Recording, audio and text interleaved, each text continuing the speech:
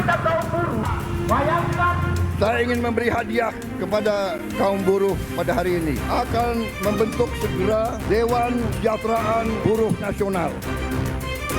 Joker ini agak mirip dengan kaum buruh. Dia juga korban dari satu sistem. Kaum buruh ini seringkali dianggap jahat ketika melakukan tuntutan-tuntutan yang terkait hak-haknya. Kita berharap untuk kenaikan upah itu bisa lebih maksimal lagi sesuai dengan harapan buruh.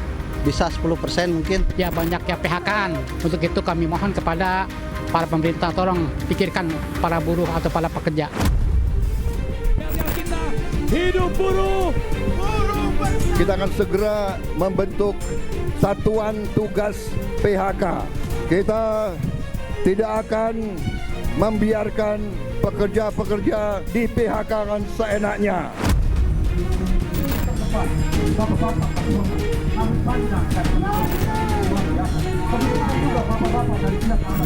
Kami tidak sedang mengganggu pemerintahan. Kami hanya mohon.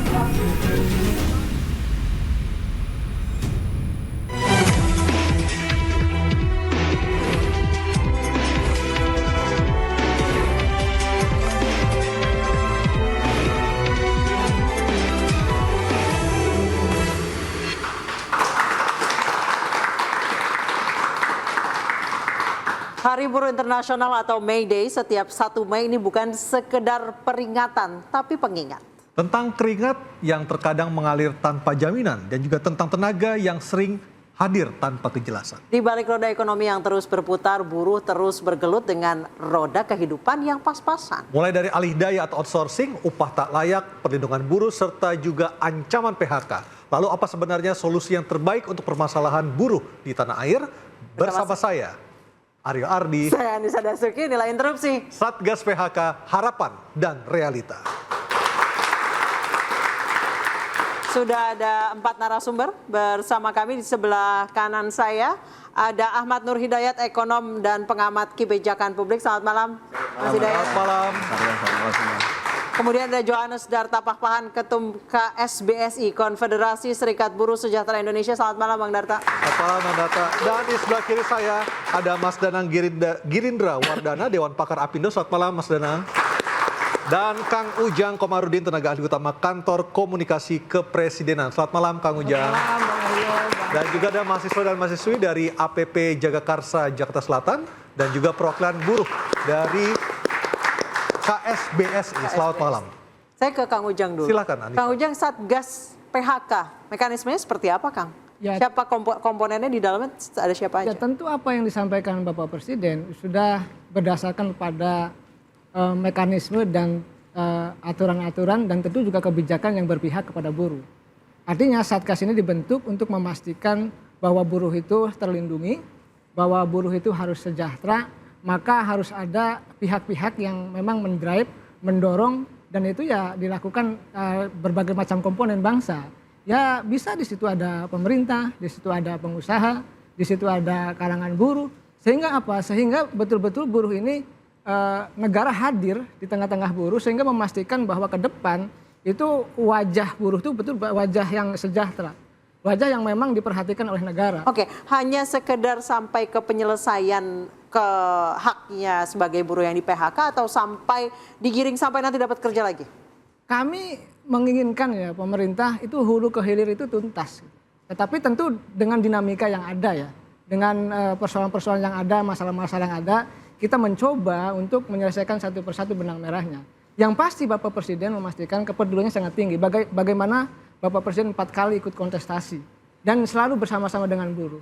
Bagaimana pidatonya di tanggal 1 Mei 2014 sangat menggugah gitu. Bagaimana anak buruh itu bisa jadi jenderal. Oke. Lalu juga bisa jadi profesor. Bisa jadi orang sukses, jadi orang hebat. Nah ini kan harus didorong oleh negara, oleh pemerintah. Tentu bekerja sama dengan seluruh komponen bangsa. Dan itu ya adanya di pengusaha yang memang menyediakan lapangan pekerjaan.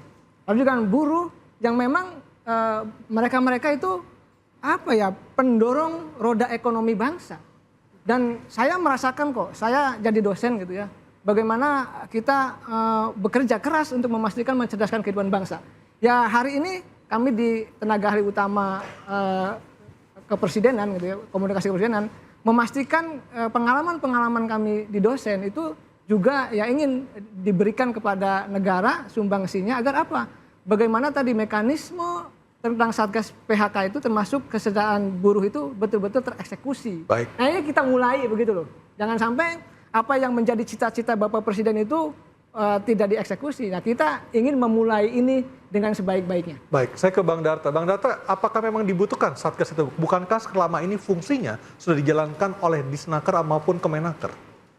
Ya, kalau kita memahami bersama, sebenarnya kita mengerti dulu prinsip dasar dari usulan kita untuk melakukan Satgas PHK ini adalah sebenarnya memitigasi jangan sampai terjadi PHK. Kita tahu sekarang itu ekonomi sedang bergoncang secara global dan pasti akan berdampak ke Indonesia. Dampak terutama itu akan dirasakan oleh para buruh Indonesia kan gitu. Jadi sebenarnya tugas Satgas ini bukan mendukung PHK-nya terjadi. Tapi mencegah. Tapi mencegahnya. Karena begini, kalau seandainya terjadi kerugian di pihak perusahaan, yang paling gampang dikorbankan pertama adalah buruh. Nah sebelum itu terjadi kan ada hal-hal lain, langkah-langkah yang terlebih dahulu bisa dilakukan. Dan itu kita membantu mitigasinya sebenarnya. Satgas ini tugasnya mitigasi jangan sampai terjadi PHK-nya. Kalau sudah terjadi, apa saja Bang? Contohnya apakah sudah benar kalau memang benar-benar harus melakukan PHK itu sudah langkah terbaik atau tidak? Gitu. Itu cara mengukurnya gimana Bang Darta? Kan kalau di undang-undang yang lama, kita bisa mengatakan kalau kerugian efisiensi itu kan ada persyaratannya contohnya. Nah kalau di undang-undang yang baru kan agak lebih longgar tuh. Kalau di yang lama itu ada aturan yang menyatakan harus ada laporan dari akuntan publik, kalau sekarang tidak ada. Jadi jangan sampai dibilang rugi, padahal belum tentu. Contoh yang paling gampang kan di dalam Permen sudah ada dikatakan apakah benar efisiensi itu benar-benar sudah dilakukan. Contoh, kalau perusahaan bekerjanya 3 shift, kemudian listriknya bayar banyak siang. Kita tahu harga listrik lebih mahal malam daripada siang. Kenapa nggak disiangkan semua? Itu hal paling gampang. Atau yang paling gampang, yang paling juga sudah banyak dia implementasikan seperti ketika COVID kemarin, bagaimana kalau gaji manajemen ke atas dikurangin dulu untuk mencegah terjadinya PHK.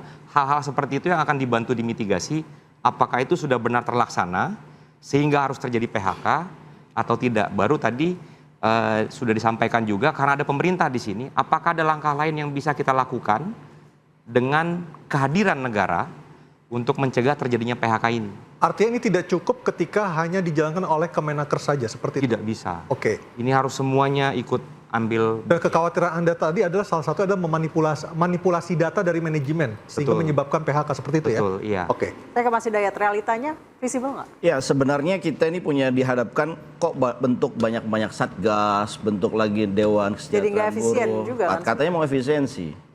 Itu mengundang orang baru sama aja kan menyiapkan sejumlah anggaran. Ya. Mata anggarannya apa? Ya, padahal kita ini sudah punya jelas ya mengenai ketenaga kerjaan, kita punya Kementerian Tenaga Kerja. Mereka ada di setiap kabupaten kota, ada dinasnya, ada balai pelatihannya. Bukankah sebenarnya kalau kita bicara efisiensi adalah memanfaatkan sumber daya yang ada untuk tujuan yang lebih baik. Nah saya kira kita punya problem ya mengenai PHK. PHK ini kan berada di hampir banyak perusahaan, terutama perusahaan-perusahaan yang tersebar di seluruh Indonesia. Dan kita punya masalah mengenai data.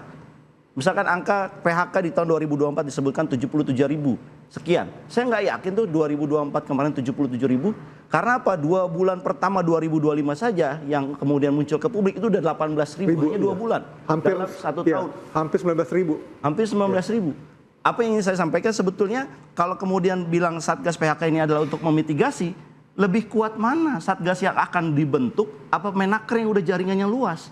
Kan data ini mereka punya.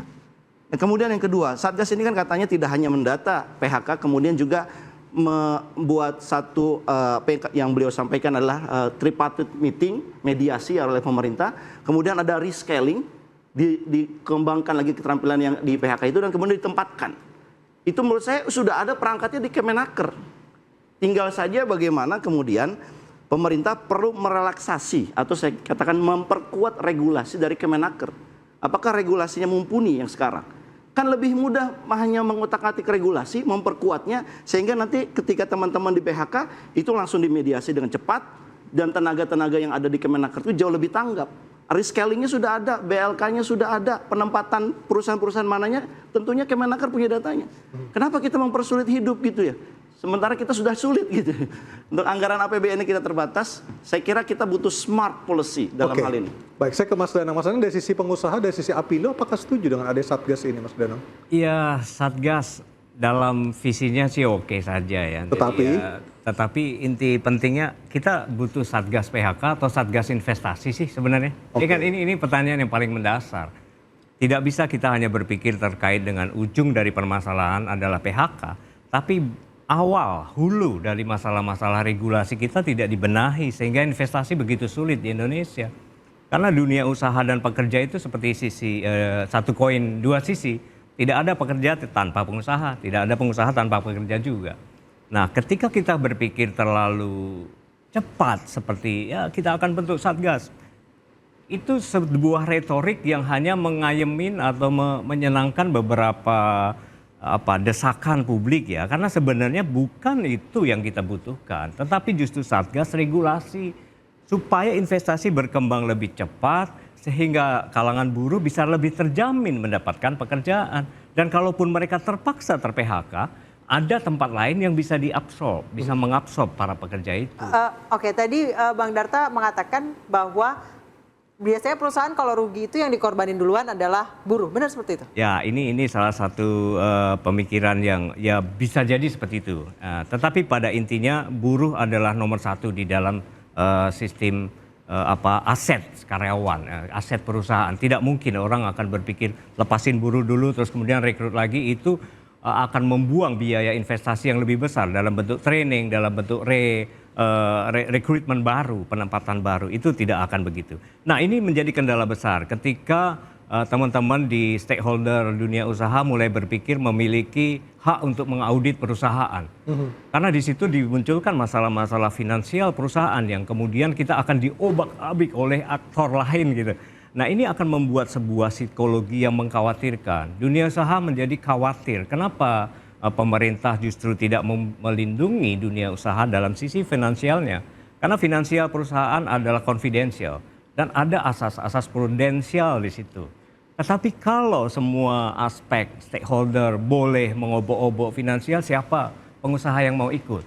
Bukankah kita sudah mempercayai akuntan publik untuk melakukan itu pun juga terhadap perusahaan TBK? Bagaimana dengan private sector yang non-TBK? Bagaimana dengan usaha-usaha relatif kecil tidak memiliki mekanisme keuangan yang cukup profesional di situ?